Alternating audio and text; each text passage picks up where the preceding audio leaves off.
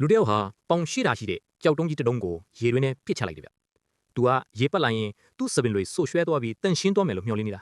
။ဒါပေမဲ့ရေကခေါင်းကိုမရောက်ဘဲဘောင်းမီတွေပဲစို့ကုန်တယ်ပေါ့။စပင်မတန့်ရင်ရှောင်းလင်းကျောင်းကကွန်ဖူးတင်ပေးမှာမဟုတ်ဘူးလေ။တလားလုံးကြောက်တုံးကြီးနဲ့လေ့ကျင့်ပြီးနောက်မှာတော့ရေပတ်တာကိုကျွမ်းကျင်သွားပြီးစပင်ကိုစိတ်ကြိုက်စေးနေပဲပါလေ။ဒါပေမဲ့ပြဿနာကသူ့တက်ထားတဲ့စပင်အတုကအယောင်မှိန်သွားတာပဲ။ဒါနဲ့သူကနေရန်ကအဖြူရောင်မှုန့်တွေကိုယူပြီးစပင်ကိုအဖြူရောင်ဆိုးလိုက်ပါတော့တယ်။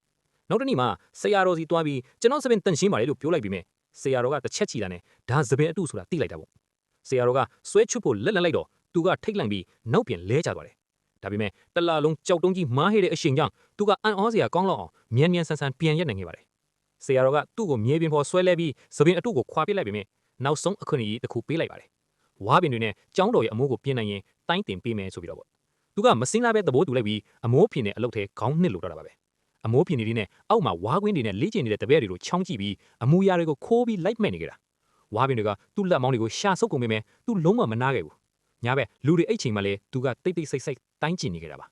နှစ်ကြာသွားခဲ့ပြီးသူလည်းအမိုးပြင်တာပြီးသွားခဲ့ပါပြီသူကတိုင်းတင်ရမယ်လို့ထင်နေတော့ဆရာတော်ကသူနှစ်နှစ်ချီစောက်ခဲ့တဲ့ဝါးညမ်းတွေကိုအကုန်ခတ်ခိုင်းလိုက်တယ်